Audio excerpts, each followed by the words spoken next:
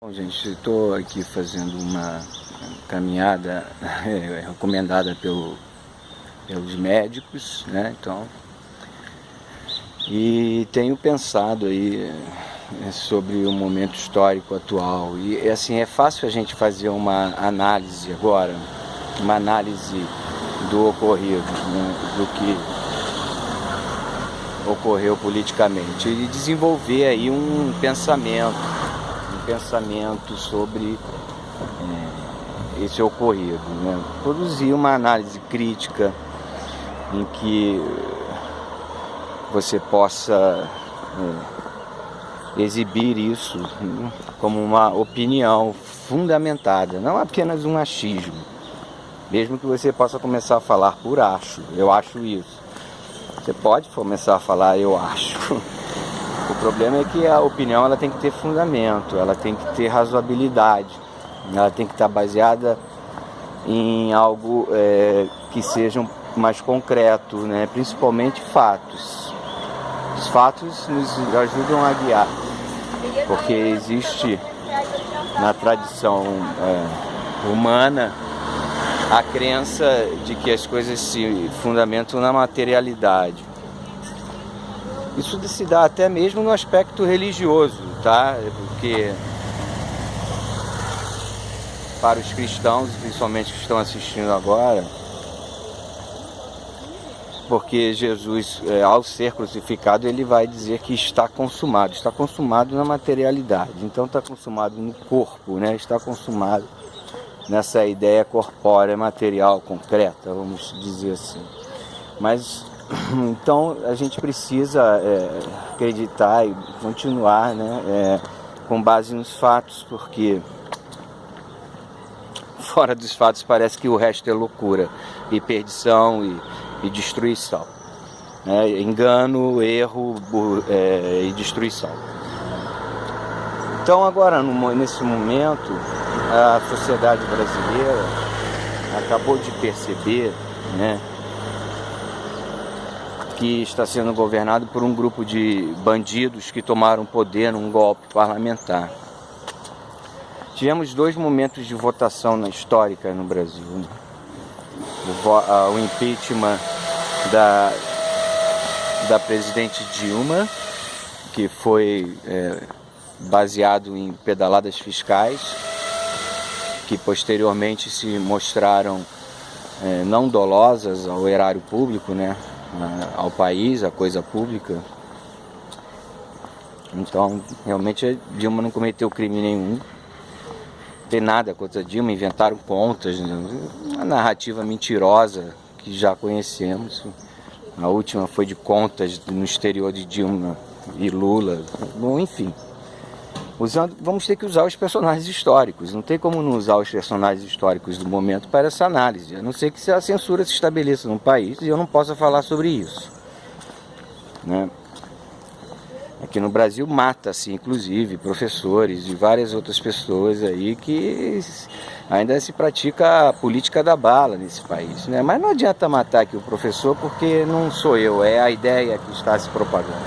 Mas enfim, após esses 2 episódios, né, de julgamento, esse que ocorreu ontem, né, e o da Dilma, o brasileiro entendeu que tem alguma coisa de errado com ele. Não é possível que as pessoas defendam esse tipo de padrão moral, né, e espelhem isso para o mundo, como se isso tivesse alguma virtude. Não há nenhuma virtude nisso, né?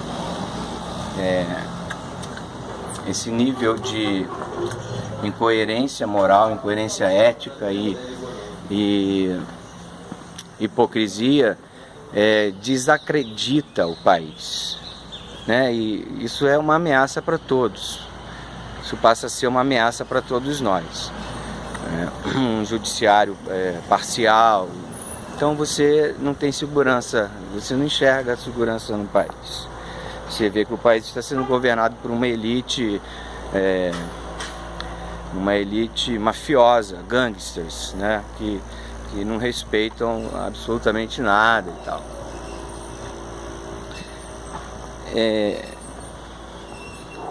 isso vai fazer com que os brasileiros pensem e façam uma reflexão ética sobre, de fato, o que realmente importa, né?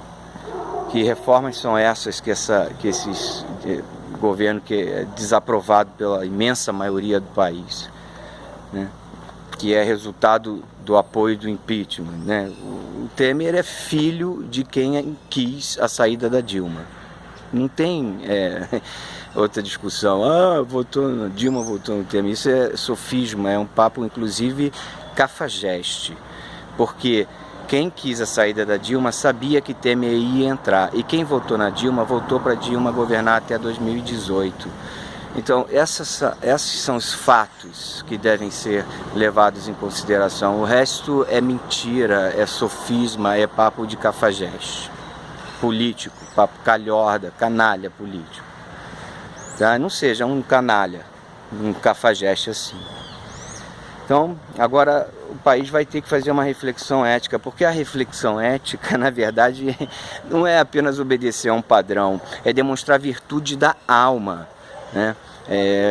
Para os religiosos, essa é uma das características que Deus mais aprecia no ser humano, a alma virtuosa. E a alma virtuosa é aquela que consegue fazer a reflexão ética e agir entre o certo e o errado pela coisa certa, principalmente ao bem comum, ao bem de todos. Não adianta eu ter meus desejos particulares satisfeitos, né? E se eu estou prejudicando o meio. Isso é até burrice, porque eu dependo do meio enquanto indivíduo, eu estou inserido no meio e não existiria se não fosse um meio. Eu não poderia existir se eu não estivesse em algum meio inserido, né? A Terra precede a existência humana, não precede? Então, portanto, a reflexão ética, ela exige um padrão de qualidade no discernimento, no entendimento da realidade, né? Esse padrão de qualidade, ele só é comprovado quando a sua ação prática, que vai se tornar cultural, quando a sua cultura agir em conformidade com os reais valores de certo e errado. E todo mundo sabe que a permanência do governo golpista foi errado, né? Não poderia, deveríamos estar votando eleições diretas para presidente já. Aliás, isso nem seria o certo, anular o impeachment e dar o governo de volta a Dilma, porque ela foi eleita e não cometeu crime algum. Vamos ver o que vai acontecer com o país. Se o país traçar o caminho da antiética e da imoralidade, se a classe média continuar se iludindo desta maneira e passando, educando seus filhos com um padrão moral tão baixo, com uma reflexão ética tão superficial, o país está condenado realmente. É melhor sair daqui, é melhor arrumar um outro caminho. Porque esse país não vai ter jeito, vai ser governado apenas por pessoas completamente egoístas e mafiosas. Agora, se o país der uma guinada ética, começar a exigir dos juízes que ganham milhões no geral, mas que ganham salários altíssimos, são funcionários públicos ricos, e que justiça que esse juiz está nos dando em retorno, se o país começar a se conscientizar disso, aí ele vai desenvolver uma classe média com qualidade, uma classe média justa, né, que pensa no bem comum, que compreende a necessidade do bem comum. E a defesa da coisa pública, do espaço público, onde todos nós estamos inseridos e dependemos. Isso é o que a gente espera ver que aconteça no Brasil. Quem é progressista e quem se preocupa mesmo com o país. Porque, na verdade, as ruas deveriam estar tomadas contra o que aconteceu nessa votação do recurso aí para salvar o Temer. Deveriam estar tomadas contra a salvação dele. Vamos botar salvação entre aspas, tá? Vamos ver a que ética você vai continuar ensinando a seu filho. Que exemplo você vai dar para o seu filho quando você for falar sobre respeito à democracia, respeito ao voto, respeito ético.